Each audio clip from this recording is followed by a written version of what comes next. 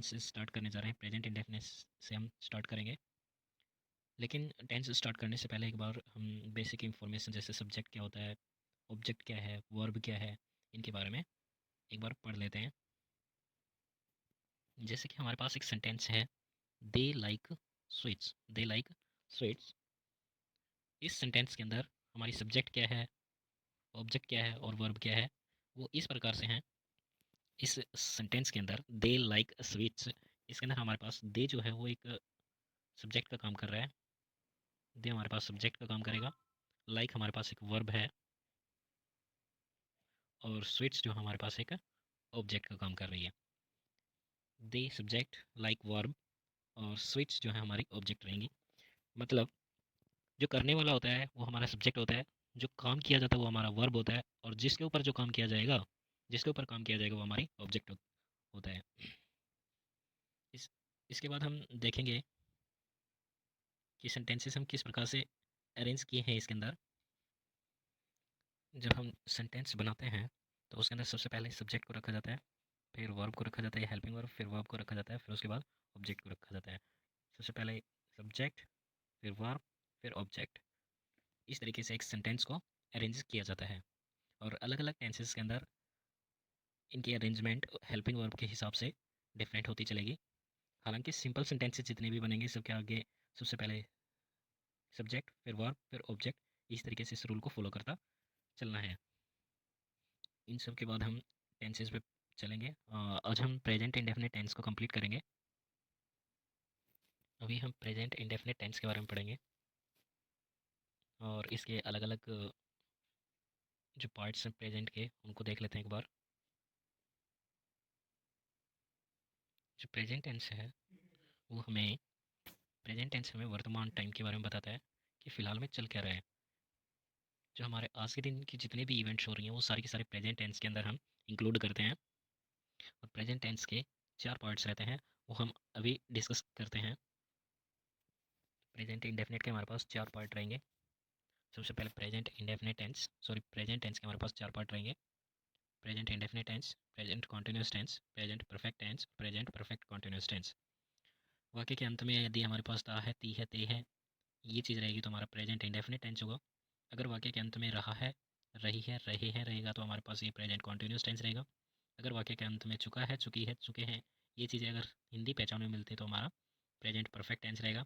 अगर वाक्य के अंत में समय के साथ रहा है, रही है मिलेगा तो हमारा वो प्रेजेंट परफेक्ट कॉन्टिन्यूस टेंस रहेगा।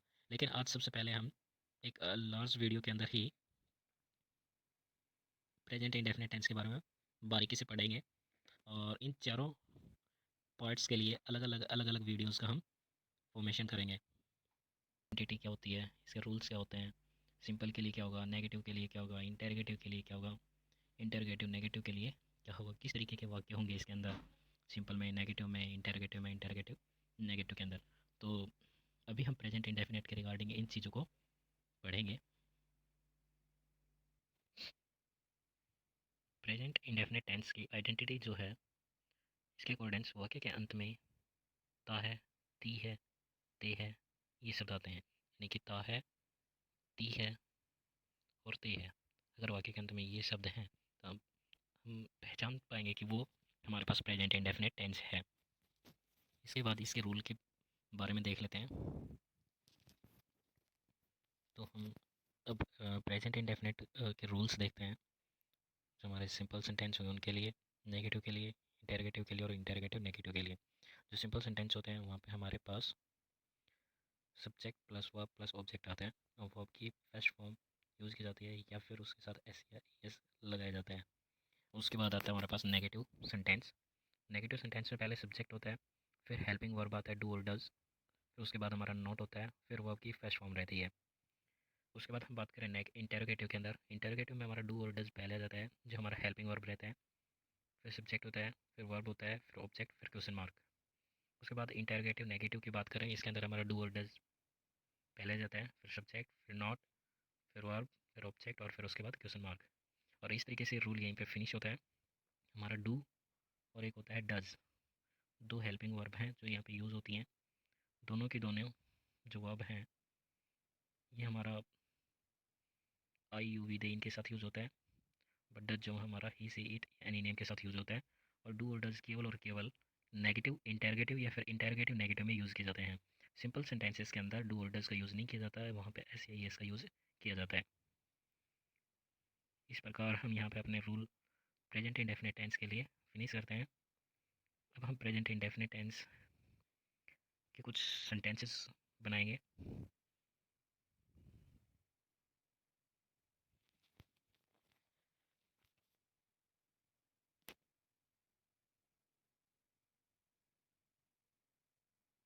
अभी हम प्रेजेंट इंडेफिनिट के कुछ एक सेंटेंसेस करने जा रहे हैं। जैसे हमने रूल्स वगैरह को एक बार देख लिया है, अब इनके सेंटेंसेस किस प्रकार से होंगे देख लेते हैं एक बार।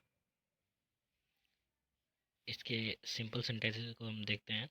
सिंपल सेंटेंसेस का जो रूल हम पढ़ चुके हैं कि सबसे पहले हमारा सब्जेक्ट, वर्ब और ऑब्जेक्ट इसके अंदर रहेगा। अब हम इनके सेंटेंसेस को एक बार देख लेते हैं किस प्रकार से इनका आई यू विद इन में यूज़ होता जाएगा।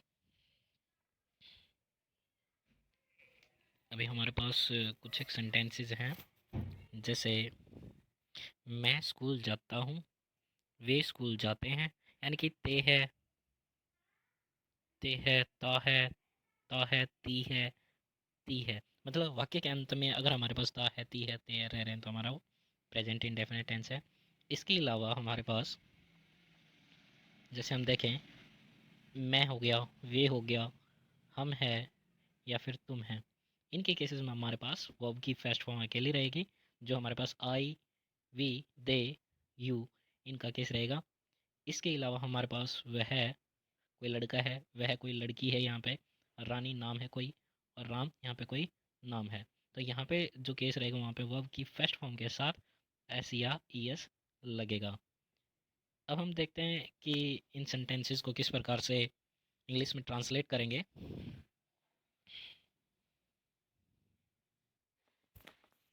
अभी हम देखेंगे, जैसे मैं स्कूल जाता हूँ, वे स्कूल जाते हैं, हम स्कूल जाते हैं, तुम स्कूल जाते हो, राम स्कूल जाता है, वह स्कूल जाता है, वह स्कूल जाती है, रानी स्कूल जाती है। तो इनको हम किस प्रकार से ट्रांसलेट कर रहे हैं। जैसे मैं स्कूल जाता हूँ, इसके लिए हमारे पास रहेगा कि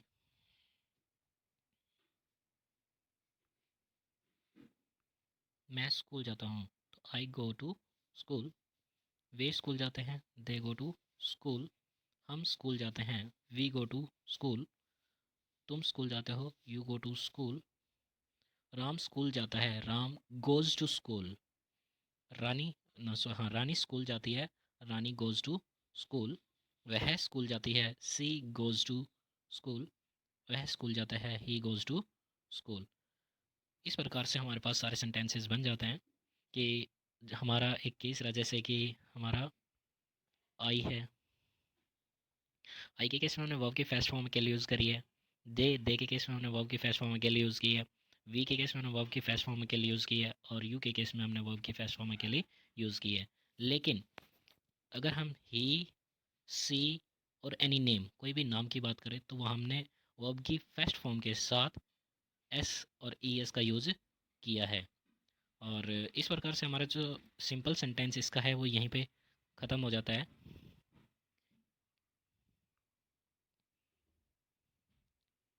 इस साइड हमारे सारे के सारे वर्ब की फर्स्ट फॉर्म यूज़ हो रही है, और यहाँ पे एस या ई एस भी यूज हो रहा है। तो प्रेजेंट इंडेफिनिट टेंस के जो सिंपल सेंटेंसेस हैं वो हम यहाँ पे फिनिश करते हैं। अब हम इनके नेगेटिव सेंटेंसेस की तरफ चलेंगे कि इनके नेगेटिव सेंटेंस किस प्रकार से हम बनाते हैं। जैसे कि मैं स्कूल नहीं जाता हूँ, वे स्कूल नहीं जाते हैं, हम स्कूल नहीं जाते हैं, तुम स्कूल नहीं जाते हो, राम स्कूल नहीं जाता है, वह स्कूल नहीं जाता है, वह स्कूल नहीं जाती है, रानी स्कूल नहीं जाती है। ये हमारे नेगेटिव सेंटेंसेस रहेंगे। अभी हम इनके बारे में पढ़ेंगे। तो हमारा यहीं पे ये सिंपल जो होता है ये ख़त्म होता है, और इसके बाद हम देखेंगे नेगेटिव सेंटेंसेस। जितनी भी वर्ब्स रहेंगी उनके केस में सिर्फ ऐसे ही रहेगा, ये एस या E S in case of name, he, she, it, I, you, we, they के साथ वर्ब की फर्स्ट फॉर्म अकेली। बट हमारे नेगेटिव केसेस में हेल्पिंग वर्ब का यूज हो जाएगा। अभी हम प्रेजेंट इंडेफिनिट टेंस के नेगेटिव सेंटेंसेस के बारे में पढ़ेंगे। नेगेटिव सेंटेंसेस कौन से होते हैं? जिनकी सेंस नहीं की हो, यानी कि जिनके अंदर नॉट इंक्लूडेड होता है, यानी कि वह स्कूल नहीं जाता है, मैं स्कूल नहीं जाता हूँ।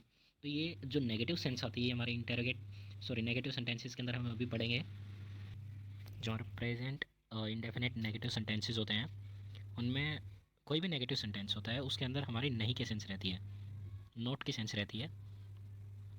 मीन्स नहीं, जैसे मैं खाना नहीं खाता हूँ, या फिर मैं स्कूल नहीं जाता हूँ, वे स्कूल नहीं जाते हैं। नहीं कि जहाँ पे सेंस आएगी वो हमारा नेगेटिव सेंटेंस होगा।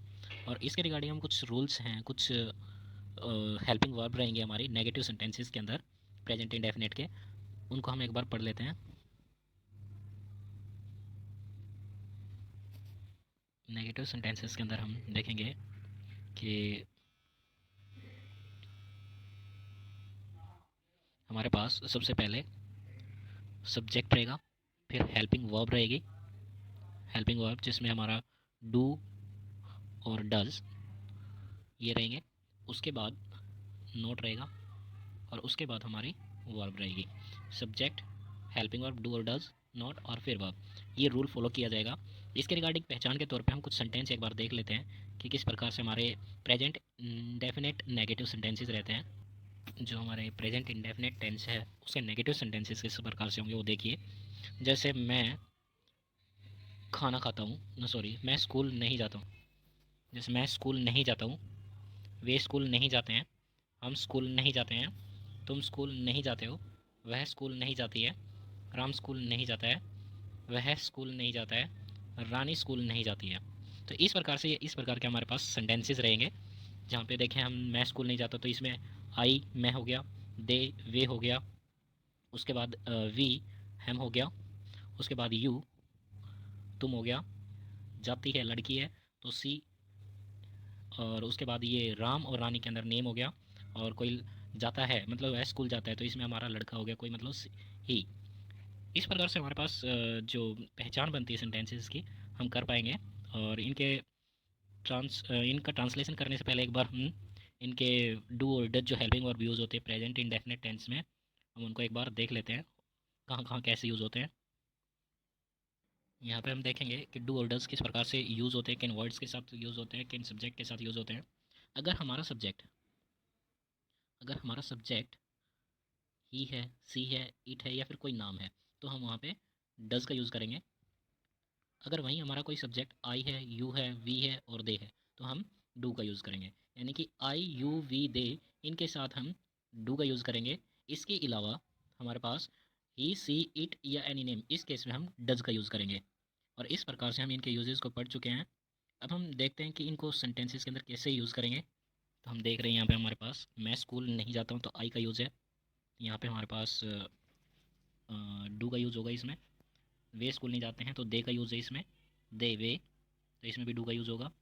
हम स्कूल नहीं जाते हैं तो इसमें हम वी का यूज़ करेंगे, वी के साथ हमेशा डू यूज़ होगा। यू, तुम स्कूल नहीं जाते हो तो यू के साथ में हम डू का यूज़ करेंगे। अब इस साइड हमारे पास बचते हैं सारे के सारे डज वाले, जैसे नेम है, और नेम के केसेस में हमारा डज लगना है। इसमें हमारे पास सी है, सी के केस में हम डज लगाएंगे। इसमें हमारे पास ही है, उसके केस में हम क्या लगाएंगे, डज लगाएंगे। तो इनका अब ट्रांसलेशन हम कर लेते हैं। मैं स्कूल जाता हूँ, इसके लिए रहेगा आई डू नॉट। मैं स्कूल नहीं जाता हूँ, सॉरी, मैं स्कूल नहीं जाता हूँ, I do not go to school. वे स्कूल नहीं जाते हैं, they do not go to school. हम स्कूल नहीं जाते हैं, we do not go to school. वह स्कूल नहीं जाती है, she does not go to school. तुम स्कूल नहीं जाते हो, you do not go to school. Ram school नहीं जाता है, Ram does not go to school. वह स्कूल नहीं जाता है, he does not go to school. Rani school नहीं जाती है, Rani does not go to school. इसके अंदर हमने देखा है कि आई आई और यू वी दे के साथ में हमने वर्ब की डू का यूज़ किया है, डू नॉट का। लेकिन हमारा ही सी एनी नेम, इन केसेस में हमने डज का यूज़ किया है। और इसी के साथ ही नेगेटिव सेंटेंसेस जो हमारे होते हैं वो कंप्लीट होते हैं।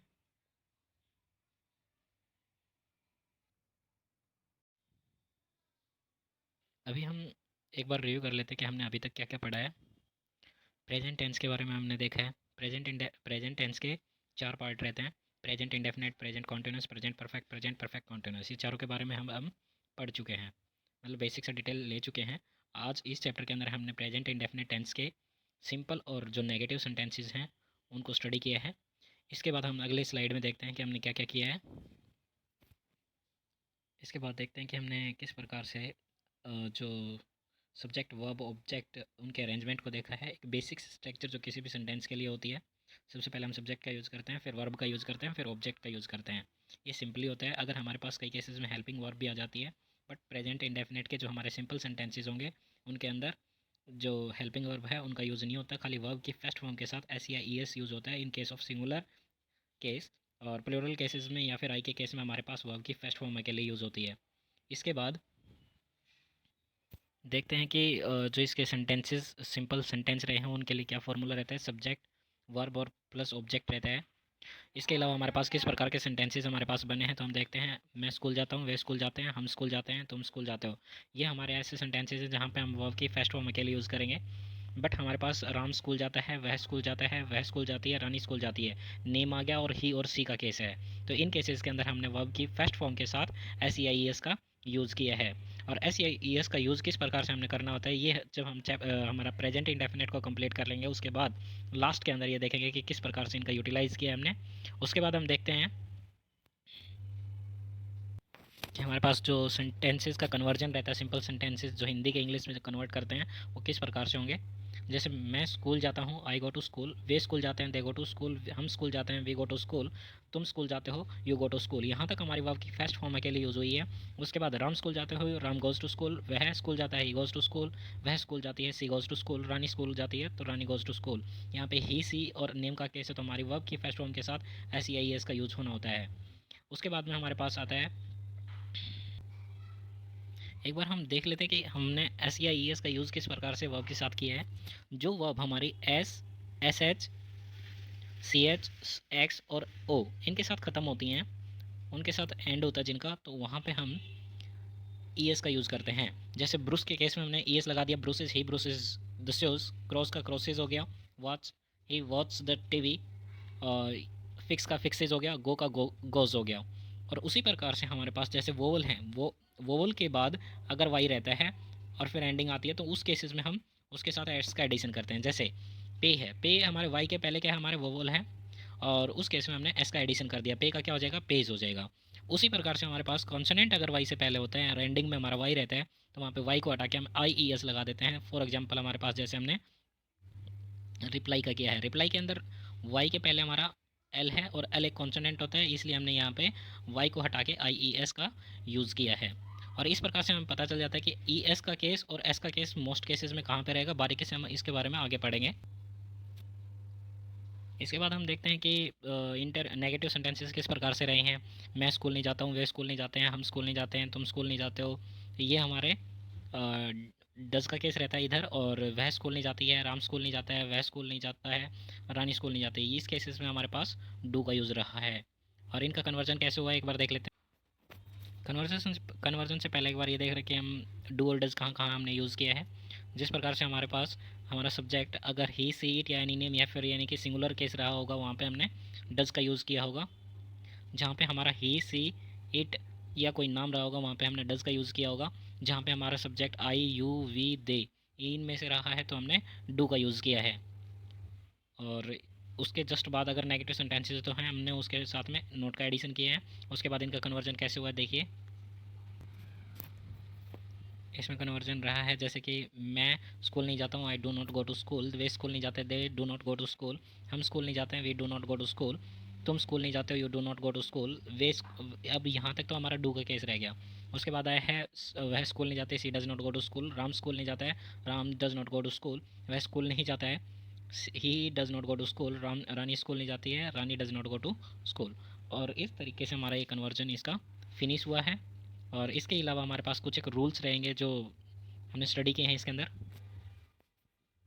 जैसे कि सिंपल सेंटेंसेस के केस में सब्जेक्ट वर्ब और ऑब्जेक्ट का एडिशन होता है। नेगेटिव सेंटेंसेस के अंदर सब्जेक्ट डू और डू नॉट हेल्पिंग वर्ब रहती हैं, उसके बाद नॉट और फिर वर्ब का यूज़ होता है। इंटेग्रेटिव सेंटेंसेस के अंदर डू और डज पहले आ जाते हैं हमारे, फिर सब्जेक्ट वर्ब और ऑब्जेक्ट और लास्ट में क्वेश्चन मार्क रहता है। कोई इंटेरोगेटिव नेगेटिव का केस रहता है तो डू डज पहले आता है, फिर सब्जेक्ट आता है, फिर हमारा नोट का एडिशन हो जाता है, फिर वर्ब और फिर ऑब्जेक्ट और फिर क्वेश्चन मार्क रह जाता है। और इस प्रकार से हमारी सारी स्लाइड्स यहाँ पे ख़त्म हो जाती हैं।